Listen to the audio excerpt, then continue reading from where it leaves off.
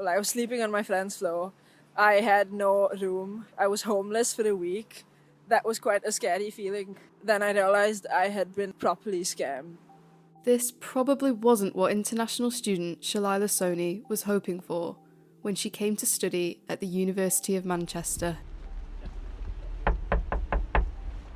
When she signed a tenancy agreement to rent a property on Tarleton Street in Ardwick, she didn't expect to be standing outside of it in the rain, ringing the doorbell of a house that isn't even supposed to exist. Shalila is one of the thousands of people each year who fall victim to a rental scam. According to Action Fraud, more than 5,000 people were victimised by rental scams last year. Here's how they work.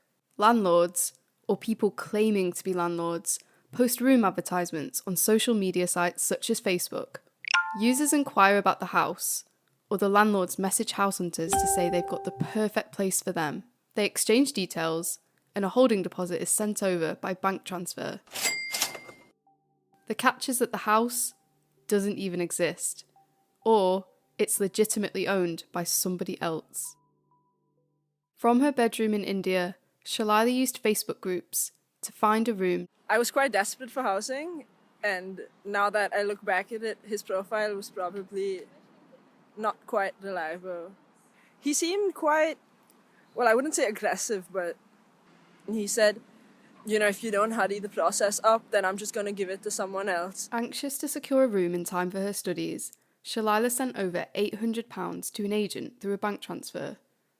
It was only when the landlord demanded a bogus COVID-19 disinfection fee that she realised something wasn't right. My parents at this point were like, yeah, Shalila, you're being scammed and you need to talk to him, try and get the money back. But Shalila couldn't talk to the landlord or the agent.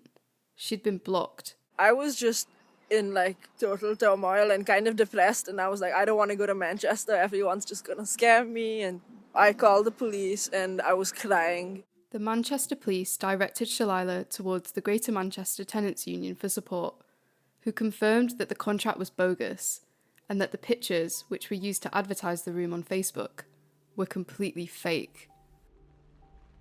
And that's how we got here. Stood outside a house in Ardwick that isn't supposed to exist.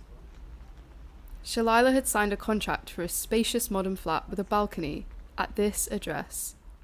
According to Action Fraud, scams like this rose by 11% last year.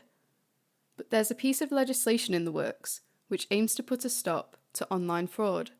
So I'm Alex Davis-Jones and I am the Shadow Minister for Tech, Gambling and Online Safety. I am leading for the Labour Party on the online safety bill as it's currently making its way through the House of Commons. We have waited for this bill for far, far, far too long. You chat to any MP and they will tell you that their inbox is always busy with constituents who have been scammed online. The online safety bill is one of the first attempts at legislating against the wild west of the internet.